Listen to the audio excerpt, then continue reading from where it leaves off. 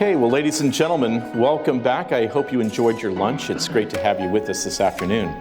We are going to explore a few things. I know that many of you have heard before the story of really what is behind the current controversy that's surrounding Peter Boghossian, James Lindsay, Helen Pluckrose, Mike Nayna, but we've never had all of them at the same time on camera to really go through the genesis of what happened with their project, which has shed a tremendous amount of light on some of the issues that are occurring today in academia and as well in other places. So what I want to do is just kind of start from the beginning of Peter, James, Helen. First from you, how did this all get started, what would be known as, I think we call it Sokol squared. So I look at Dr. Sokol here, but we call it Sokol squared. How did all of this get started and where did this lead into? Can you hear me okay? How close to my face do I have to put this thing? Is this good? More? Yeah. Like this? Yeah. Everybody's good now? Okay, I sound weird to myself, so I must be good. Okay, so, I mean, we could really trace the origins of this project. You know, it's also been called the Grievance Studies affair, what we've done. We could trace this kind of between Peter and I almost back to maybe 2014. Peter and I were both quite active in the atheist movement at the time, and we were kind of bumping into something with kind of the rise of social justice within that context. And so I had started writing a book based on some of the things I was finding out about the psychology of religion, and I had noticed that many of the things that I was finding about the psychology behind why people take up religious beliefs applied to what I was seeing within the atheist movement as well, kind of giving some credence to the claim by a lot of Christians that it was indeed a religious movement in its own right. And a lot of that was happening under the guise of social justice. And so all of a sudden one day I get this phone call from Peter. I didn't know it. I'll let him tell his part of the story, but he calls me and says, I just had this conversation on the phone and you have to tell me if I'm crazy. And just answer this one simple question. Just answer this one simple question. Do you think that the academic canon in gender studies works like the Bible for the social justice movement? And I said, it's funny, you say that I'm writing this book. You're not crazy, or we both are. So if you want to tell your side of that interaction. Go ahead and pass for now. So I had asked Jim that, and he said it was. And I also, at the same time, I spoke in my talk about disinvitations, and I spoke about the fact that I've been seeing this creep up. I've seen this in the institutionalizations. I didn't quite grasp the severity of this. And so I think the next step was that we wrote a paper. Yeah. So we wrote a paper. I'll actually let you, I'm going to pass you the mic. I'll actually let you tell the story. I think you're better at the story, better at the part of the story. I told you I could tell Peter's story. Here we are. So Peter and I were looking at what was going on. I mentioned in my talk that I was watching prominent figures get accused of, turns out, systemic racism and sexism, and we were seeing all this bullying online. We kept getting drawn back to looking at the academic literature in what we've now called Grievance Studies. And so the feminist glaciology paper I spoke about was actually kind of the tipping point. That came out, a lot of people thought it was possibly a hoax and wrote to that effect, and the university and its authors defended that it wasn't, but that gave us an idea. Following after Dr. Sokol, we decided these people probably can't tell the difference between utter nonsense and something that has worth.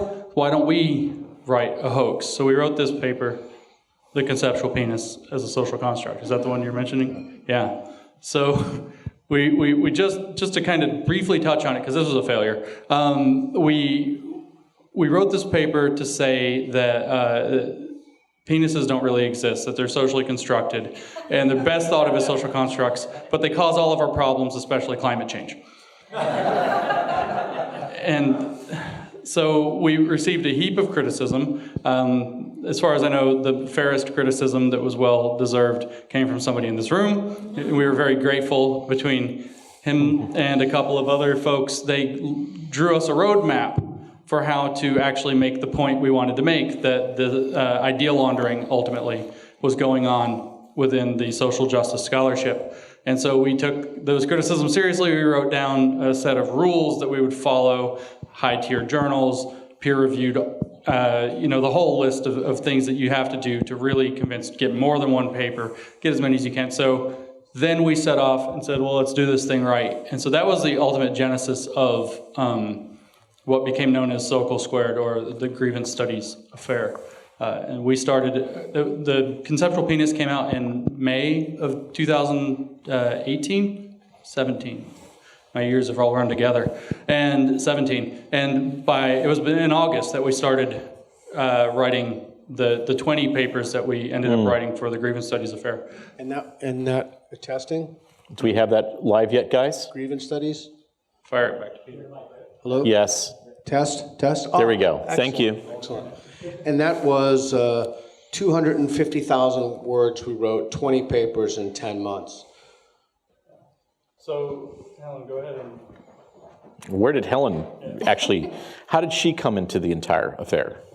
Well, I'd started writing with James about this kind of thing. I'd also been writing on my own about the problems that I was having as a feminist with the feminist movement. I'd always been very much about, in both my academic work and my active life, I'd been very much about the empowerment of women. And I was getting quite concerned that the feminist movement was taking a turn into something that was actively disempowering women, and really kind of bringing back all those old stereotypes that we are not strong enough to cope with ideas, that we can't really cope in the public sphere, that it all has to be altered for us so that we're not traumatized by words. And I was really having quite a problem with this. Also, the limits on what I was allowed to talk about and what I wasn't. I was only allowed to stand up for women if their abusers were white Western men. If you try at all to go into a problem that we have in this country with honour violence and a failure to prosecute female genital mutilation, then I really, a ton of rocks will fall on you. And so I was really seeing, most of all, what was bothering me was cultural relativism. And I was trying to break through this at the same time as I was doing my master's in early modern literature, and I just couldn't do that without an expectation that I would read it anachronistically through some kind of theory that originated in 1960s France. It was nonsense. I couldn't do scholarship I was proud of. I couldn't be a feminist in the way I wanted. I was writing about this kind of thing. I was writing with Jim. I'd known about the conceptual penis and their plan to make it, to do something more. I love it when you say that. So I'd known about their plan. So first of all, I was just going to be the red flag catcher. I've done a lot of literary theory. I know the language, the concepts, how they all work together. So I was just going to read the papers and make sure that they hadn't made some glaring error.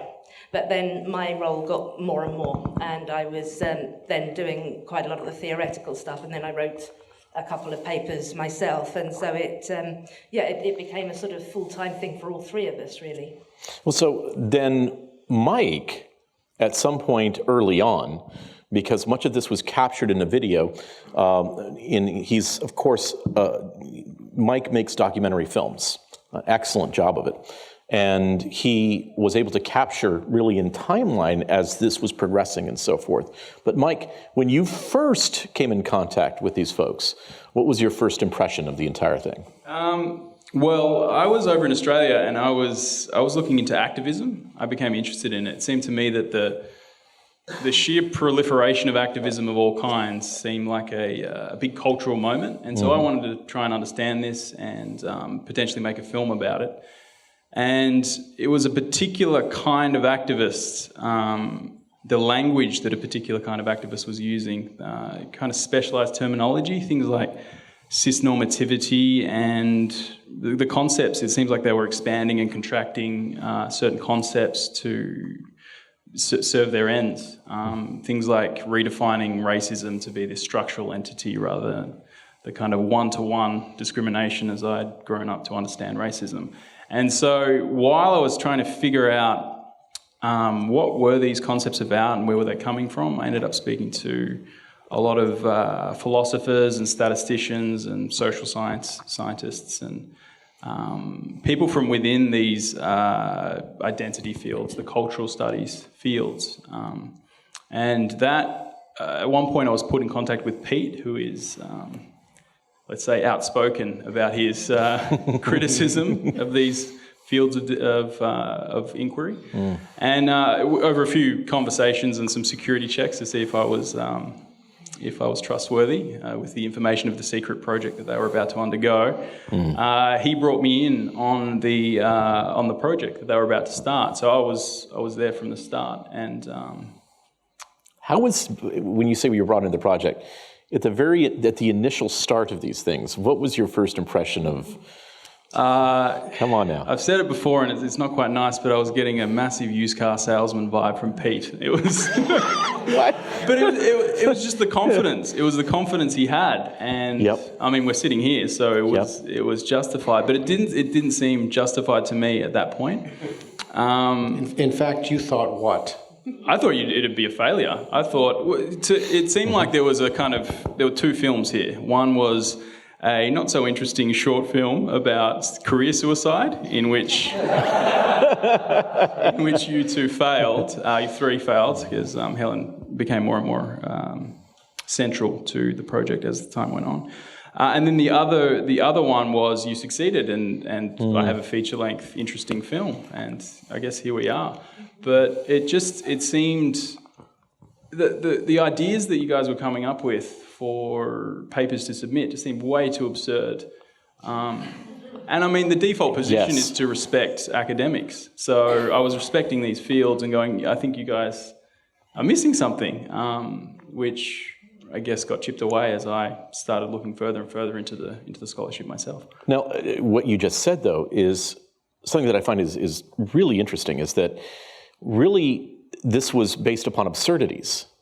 And how absurd you could make some of the actual arguments, but yet still pass them off at the same time.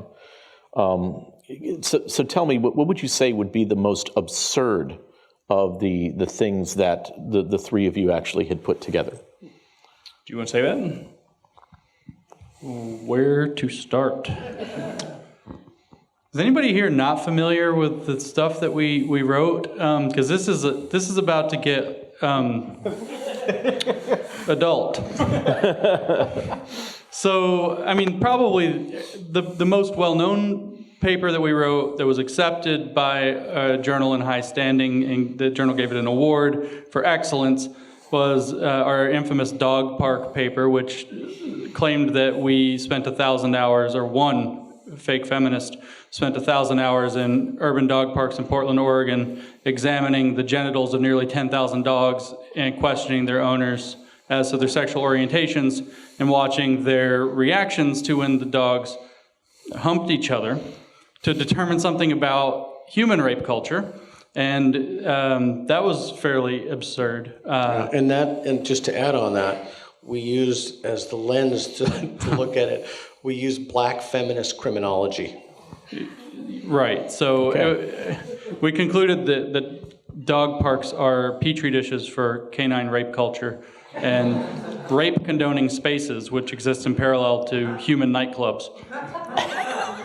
So, I mean, these are fairly absurd. We had another paper that said that the reason that straight men may not want to have sex with trans women who have penises is because they don't practice enough, and so that if they begin to shove things up their butts, then they will become less transphobic and more feminist. And we base this on 8 imaginary interviews with straight men and a handful of gay people just for no reason whatsoever. A little more sinisterly, we rewrote the 12th chapter of the first volume of Adolf Hitler's Mein Kampf. We took out We took out our movement, because that chapter is about building the Nazi Party and the Nazi movement. We took out where he used our movement and replaced it with intersectional feminism, then just made the rest work, which was really hard. And then that was accepted by a journal of social work, a feminist journal of social work. We had another fairly... The porn paper. Tell them the porn paper. Oh, God, no. You love the porn paper, Peter. I mean, I wrote it, Please. but... All right, I'm going to tell you the porn paper. This is seriously an X-rated. So the porn paper claimed that 4 men viewed pornography. 2,368 hours of pornography in 1 year. 4 hours a day, every day for a year, and then took a pre and post test about The implicit biases of women in science. Yeah. And then we developed a scale with 5 being compulsive urge to masturbate. Yeah. So, yeah, okay, so I guess I have to tell that. We have to bring this one together. So we contended that you could gauge how feminist pornography is based on these various metrics that we claimed had some relevance and significance, and ultimately said that the variable that was in charge is how authentic the scene is, and then basically said absolutely horrific things about women and said that nobody can say that's not feminist as a result. So that was a pretty gross paper.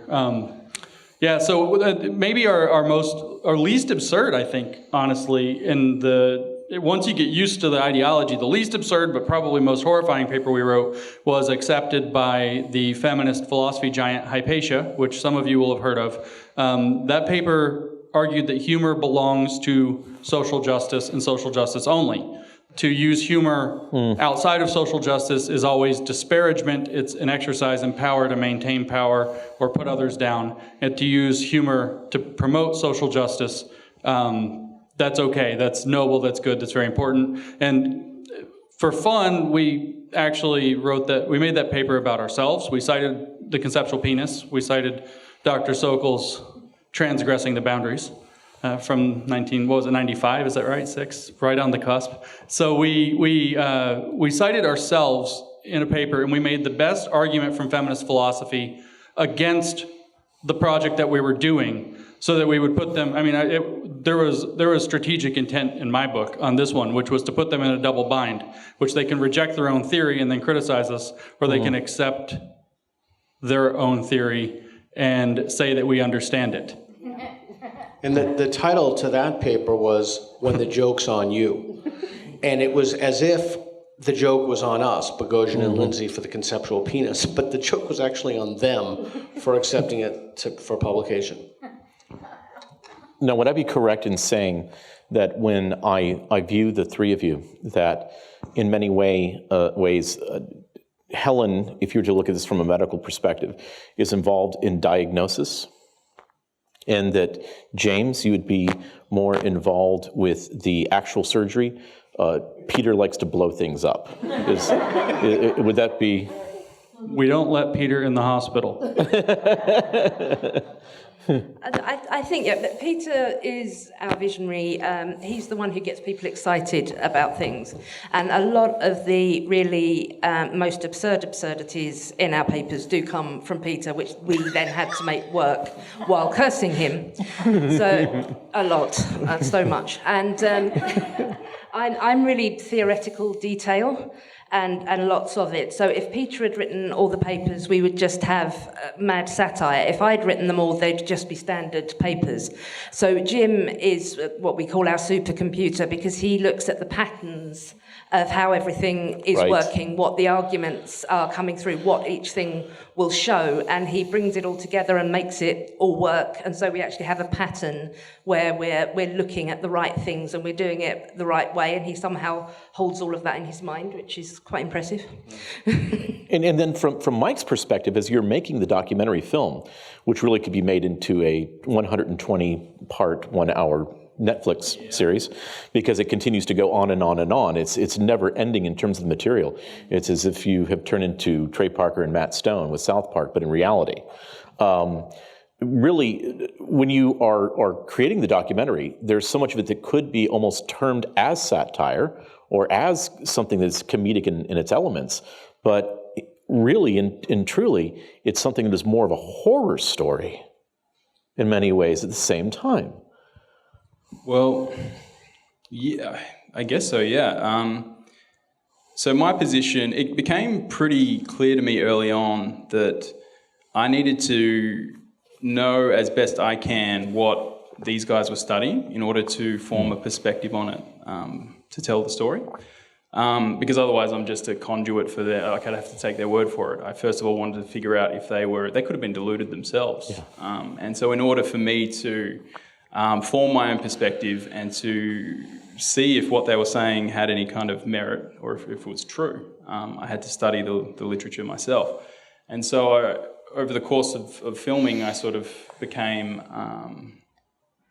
a research student, I would guess. Mm-hmm. Helen was my sensei. She would point me towards the reading and I would try and figure it out myself. And early on, I became less and less inclined to be, how should we say, friendly to the people, the fields that they were looking at. Because initially, I thought I was giving the fields the benefit of the doubt, mm-hmm. but it's because it's based in social justice. It's based in your sense of fairness and harm and care. And so I was like, maybe there's something there. Maybe you guys are missing something. These guys seem nice. They seem like they want to change the world for the better. And the further you look into it, you slowly start to realize this is actually really ugly. This is quite strange. And I mean, I heard Douglas Murray recently, because he's looking into this stuff as well. He said that he became obsessed with this. And I think that that's the same for all of us, because I became obsessed with it too. Mainly because if you've got an understanding of human nature and economics and just general understanding of how the world works, and then you start to look at this blank slate stuff, it's a different worldview, and it actually emerges to be quite an ugly thing. Mm-hmm. I think underneath it all is this spirit of revenge, and it's a completely different worldview. So the more you look into it, the more you get drawn into it. And I guess 2 years later, after being a research student for that long, here I am. Well, because the camera likes you, we'll stay on you for a moment. But blank slate, can you explain to everyone, as well as those who will be watching on video later, what you're referring to with blank slate? Well, the blank slate conception of the world is that, starts with the postmodernists, is that the conception of the world is that our understanding of reality is built within systems of language, which they call discourses, mm-hmm. Which perpetuate power imbalances that are there to favour certain identity groups and to oppress other identity groups. And so everything that we learn, everything that is around us is our reality is built by this language system that we're immersed in. And in order for the conception of the blank slate means you've got to snip off that there is anything within the human other than language. So you've got to totally turn a blind eye to biology. Mm-hmm. Even things like economics and things like that. It's all in everything that we know is built via language and discourses in this hardcore postmodern worldview. Which is one of the reasons why there's a Derridian element too. Yeah. Did you want to jump in on that at all? Well, so the basic idea, so Steven Pinker wrote a wonderful book, and if you haven't read it, I'd highly recommend it. Eponymous to the title, The Blank Slate. And the idea is that if we could just, so many on the left think, we're all born equal, everybody's born equal, and if we could just change our institutions or modify our institutions, we could change our outcomes. Mm-hmm. And so we know that that's just not true. I mean, we know that it's not true. One of the ways we know this is that we study identical twins.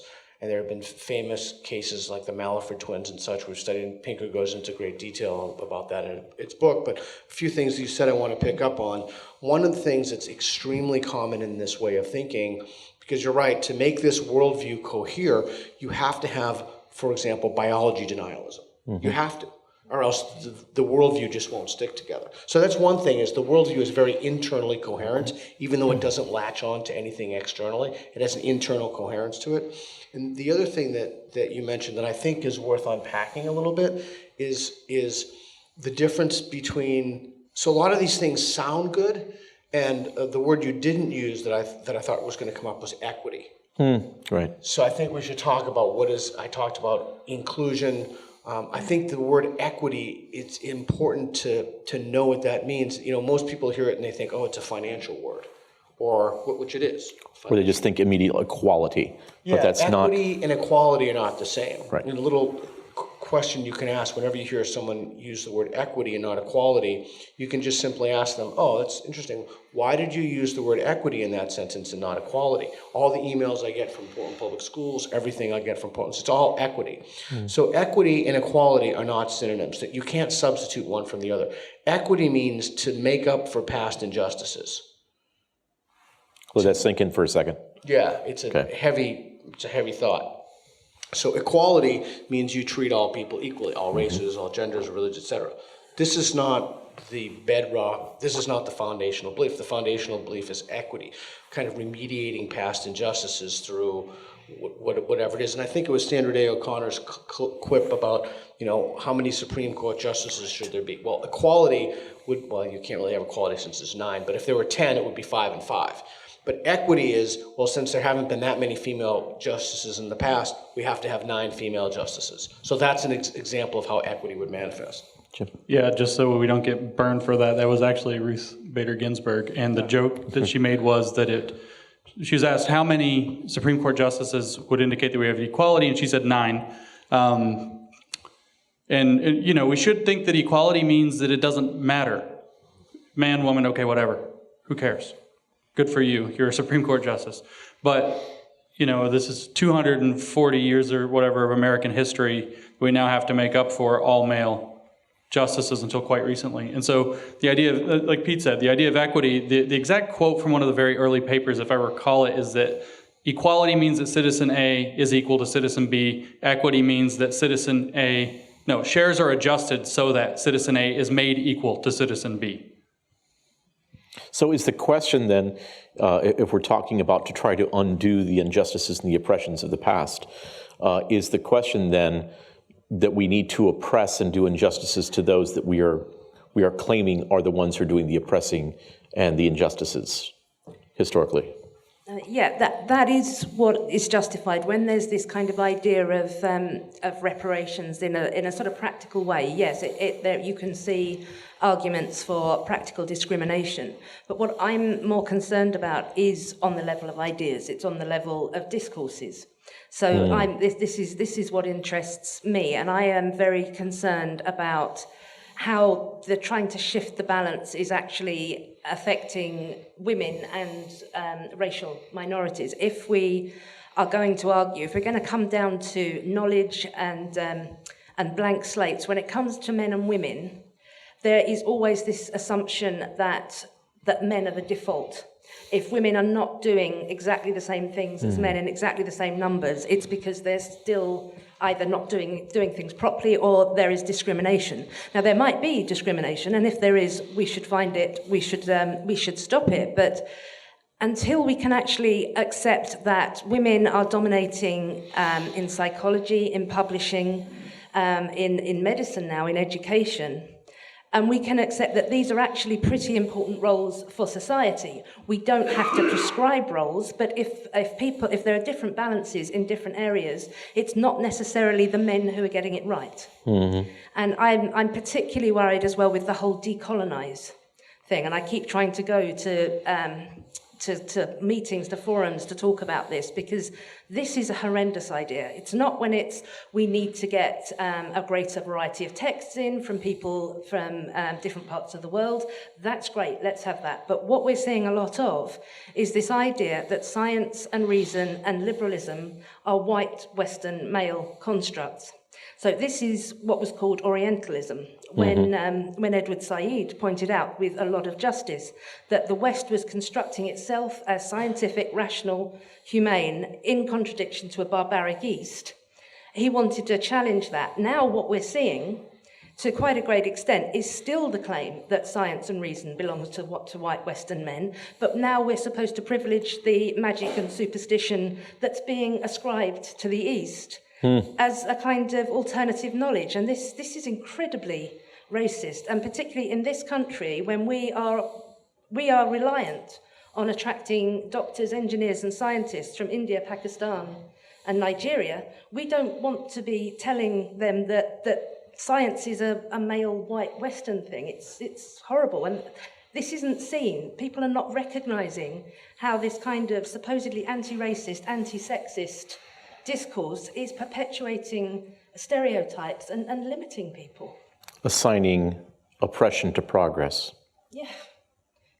And you, if you don't mind, you were just disinvited actually from something. Yes, I tried to go to a decolonizing STEM conference, and I said quite honestly that I wanted to challenge the idea that science was white and Western, and that we're actually colonizing science for white people unless we accept that science is actually a human endeavor for everyone.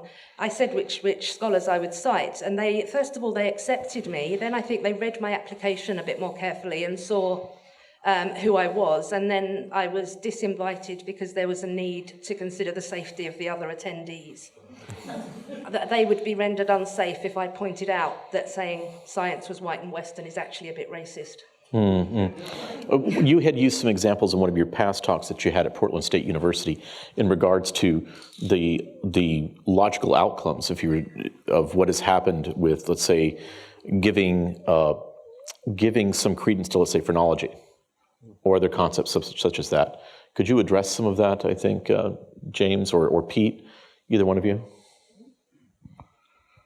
Yeah, sure. It's actually kind of what we'll be leading into. It's the talk I want to give this afternoon. Addresses kind of the idea that there's this whole weird philosophical debate, I guess, out there about why should we care about what's true at all. That, maybe we don't have to worry about what's true. We should worry about what either is practical or what makes people feel more comfortable, or that welcomes the most people under inclusion or whatever. And the thing is that when you accept, just like in the talk I just gave, when you accept a premise that's not true, say like communism, it's not going to work. So communism is predicated on failing to understand certain aspects of psychology, probably sociology, and certainly economics. And then when you try to force that to work, but when you try to have it work, it doesn't. And then when you try to force it to work, then the force just has to keep escalating. So the thing is, this is getting a little into the weeds, but when your beliefs are more true or more in alignment with reality, the probability that you won't screw something up gets higher. It's hard to go wrong against reality. Because that's what's going to check. There's an old saying, reality bats last. So if you start accepting poppycock as a theory and trying to apply it, finding that it won't stick, and then the only option left is to start trying to force it. And then that just leads down this path of more and more and more dysfunction until, as I just talked about with critical theory, you run into the situation where you're either doing something that we know doesn't work, like attaching leeches to people to cure their bad humors or whatever, or you're doing something positively dangerous, like dissolving the fabric of society in order to foist a political change. So, a couple of things on that. Do you want to go, Mike?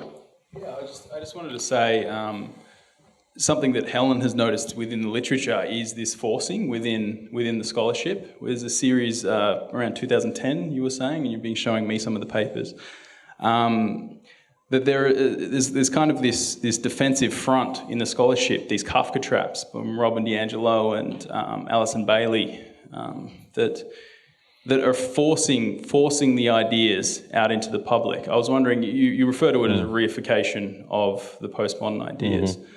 It's kind of, it looks to me, I think it lines up with what Jim was saying as forcing these ideas. There's a force behind them. Would you like to talk more about the reification?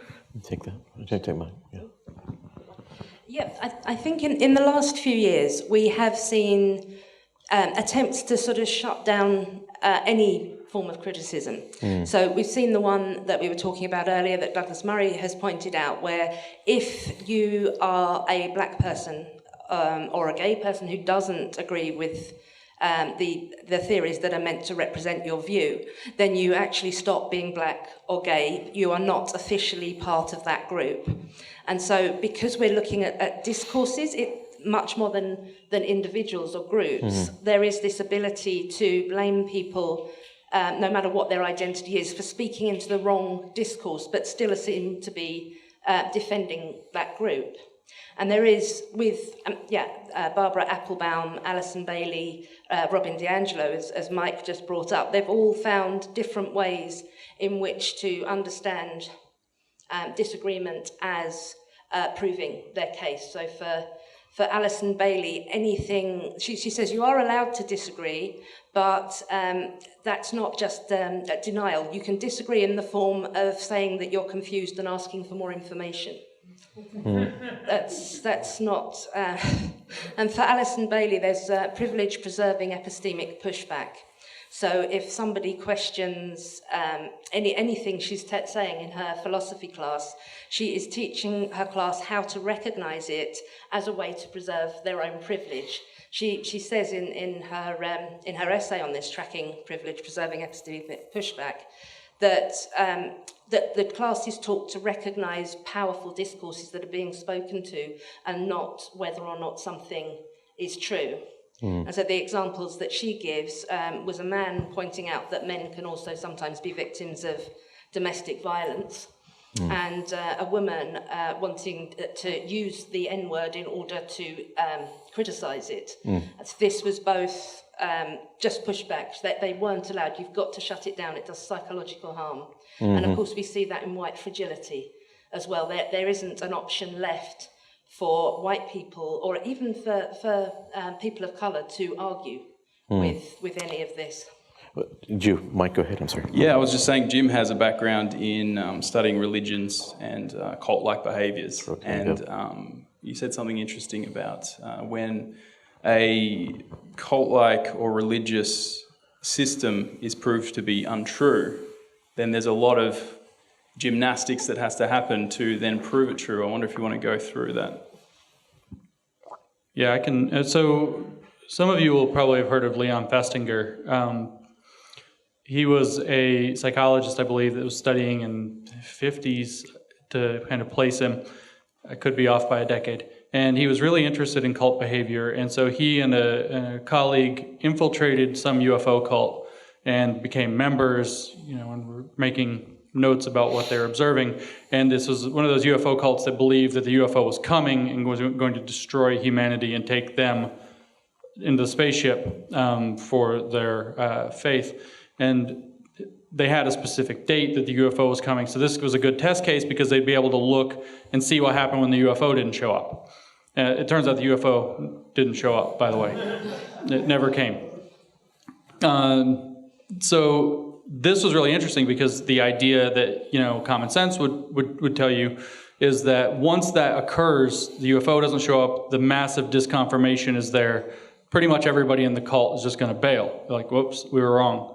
And that's not what happens. They discovered that that's not at all what happens. And Festinger that came out of this study with the concept that you've much more than likely heard of called cognitive dissonance. And cognitive dissonance is the feeling of discomfort you have when your beliefs don't match other information that's coming in through your senses. So what he found was that, some of the members of the UFO cult bailed out and said, well, man, weren't we stupid? But it was kind of a minority. And the majority of them actually stuck around and they were emotionally distraught. And then they started to talk with each other. And in the course of a few days, I believe they came up with an explanation, which was that the UFO had came close enough to see how faithful that cult was, and decided that there is good on Earth after all and would spare the planet. And so what they did was they took the idea and moved it into the unfalsifiable realm. It's not possible to know if that happened or not. So they can assert, well, this must be what happened. And so they've told a story that reconciles their previous beliefs with the evidence that came, even though that story is probably not true, but nobody could tell one way or the other. And so this is kind of the thing that happens, I think, when you look at the development of critical theory, and especially postmodern critical theory, is that these guys, like I said in my talk, were faltering Marxists.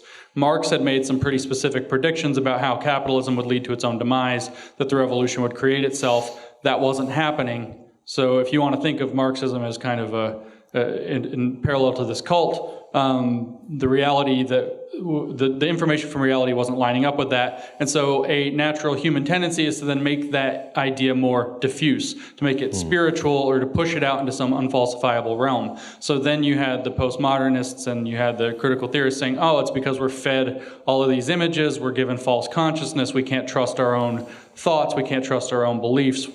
And this has kind of progressed, and then as Helen was pointing out, in the past 10 years, it's now got to the point where even I should say before the past 10 years, the structures of racism, sexism, and so on that all this activism had been focused on, that activism was succeeding. Racism was plummeting. Sexism was... I grew up in the South, man, in the U.S. I watched racism plummet in my lifetime because we're a bit behind the times. Yeah.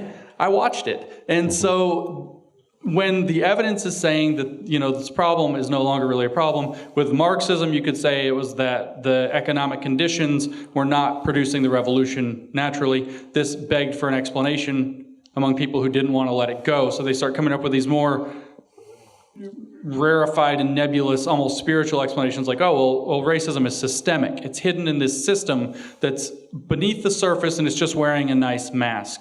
You can hear that, for example, in Derek Bell. He's the father of critical race theory, Kimberly Crenshaw's teacher. He was at Harvard Law. His idea is called the interest convergence thesis, one of his main ideas of critical race theory, which is that dominant groups like white people will only give rights, privileges, enfranchisement, and so on to minority groups like black people when it also serves their interests. So you have to have some self-serving motive if you happen to be a member of a dominant group in order to extend freedoms or rights or whatever to a minority group or an oppressed group. So at that point, you've now taken this concept and moved it off into kind of some weird Freudian analysis that exists in the subconscious or the unconscious or somewhere in the mind that can't be examined, it can't be falsified. If somebody accuses me of having selfish intent, there's literally nothing I can do to prove that I didn't have selfish intent.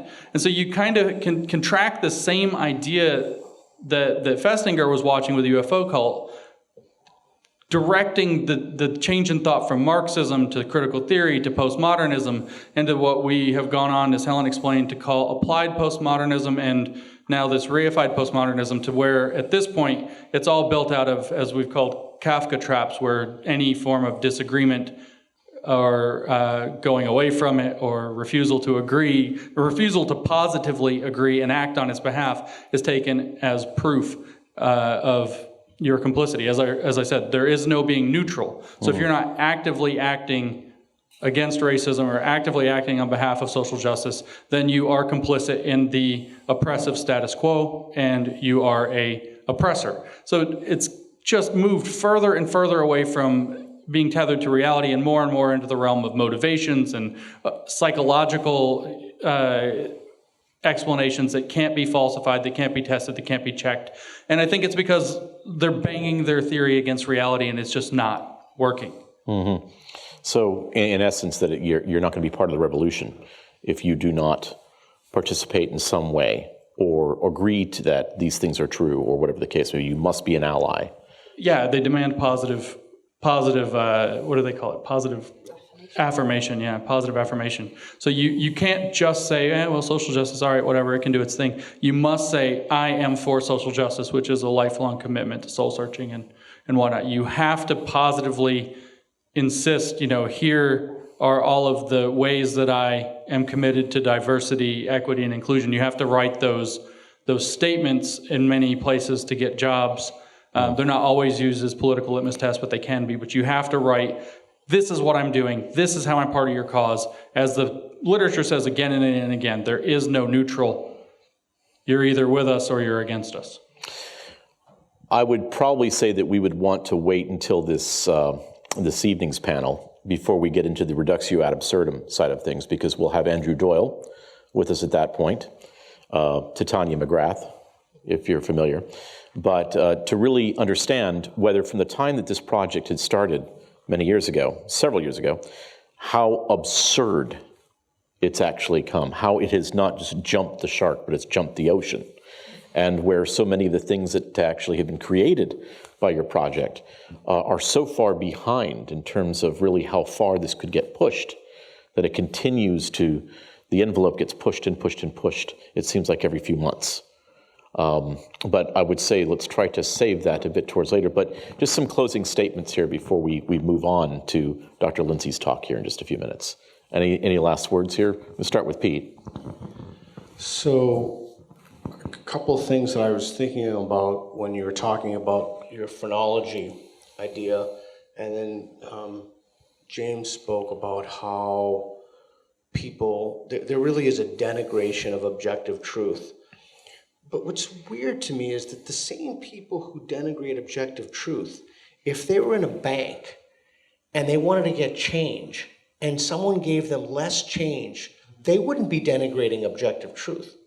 So it makes me wonder how much of this is verbal behavior and how much of it is sincere.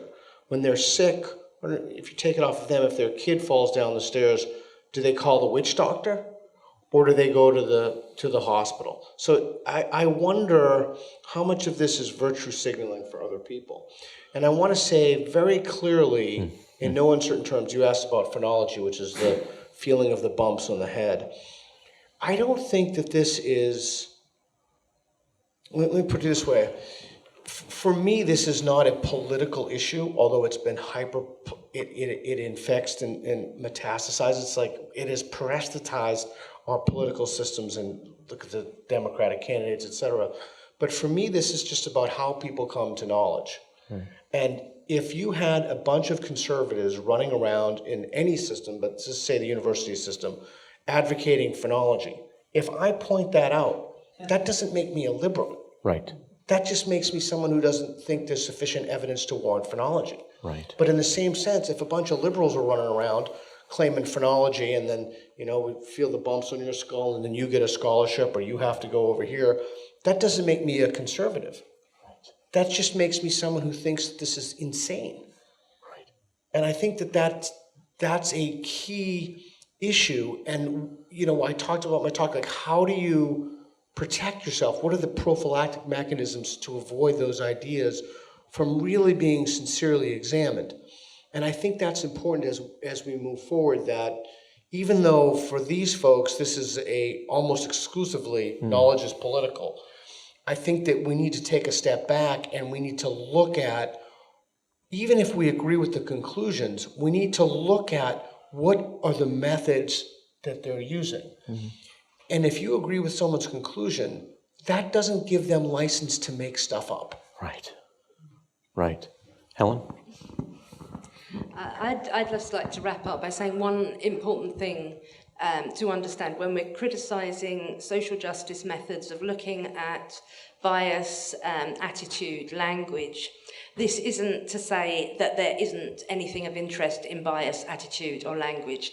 This can be studied quite rigorously. Social scientists can look at this, cognitive psychologists, evolutionary psychologists, neuroscientists. There are good ways to look at how language, attitudes, and biases are working. And we can, as humans, care about how people are feeling. We can care about what their experiences are. The concern is when this experience or perception of things gets posited to be an alternative knowledge. Right. And sometimes people think if you don't accept that somebody's feelings or experience is knowledge, it means you don't care about feelings or experience. But that isn't the case. As humans, we're often much more interested in how people have experienced things, how people are feeling, than what is. We just don't want to blur those boundaries. Right. James? Yeah, I want to actually talk a little bit different direction, I guess. I was going to say something about how our papers used a single method when we wrote our project, and it was that we started with our conclusion, blah, blah, blah. Pete kind of hit that. So for me, what I really think we need to be thinking about right now is that the social justice ideology, part of what it contains, as I kind of read out of the book earlier, there's more in there about it, but there's this idea that if you associate with the wrong people, you are bad, and that you are to be dismissed. So every one of us got this slight tidal wave of that bullshit for appearing in a conference here.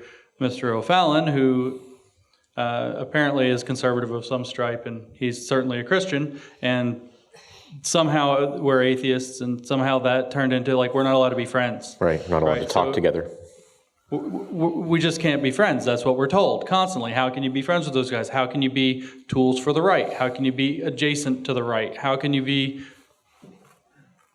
anything except pure to the tribe or the group? And so when Peter was saying that, feeling around on the bumps on the head, whether it's liberals or conservatives who are in charge, it doesn't make him the opposite to say that that's bullshit. It just makes him someone that cares about the evidence.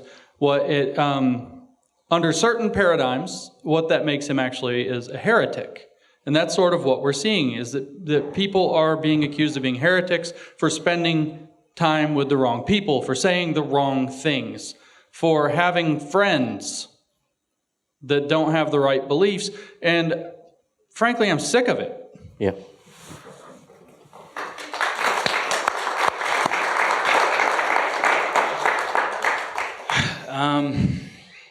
It just feels quite strange to be on this side of the camera for me, so I'm just kind of coming to terms with all that.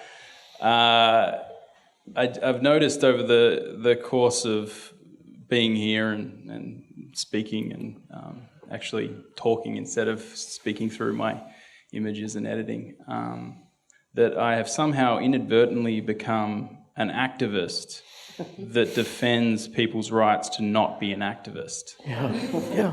And there's something inside this worldview that makes it immoral to not be an activist. Robin DiAngelo says herself, I've heard it, it's kind of etched into my brain, I think that racism depends on white people just being nice. Just going about their business and being nice, and then they perpetuate the systems of racism and continue the power relations that oppress people, I guess.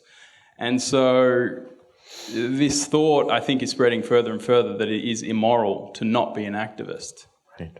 And I think that people need to understand that it's okay to go about your business. It's okay to not be an activist. Right. That's all I can say. Well, and I think that I could speak for so many that aren't at this conference, because I know most of us that are at this conference in some ways have been touched or have had to deal with these situations and these concepts. But there are many people that, I just want to go and raise my family. I just want to go to work and do my job and have success, or I want to stay in my field of research and, be able to help things progress. To try to find new answers to things, or to be successful in my business, or whatever the case may be. Well, you're told that that's actually anathema. And I think that's one of the reasons that we need to start talking and we need to start getting together, because it touches every single one of us. Well, we are going to take 5 minutes to just reset the stage real quick. We are behind. And then Dr. Lindsay will be coming up again. But take 5 minutes, folks, and we'll see you then. Please thank everybody that was on the panel today.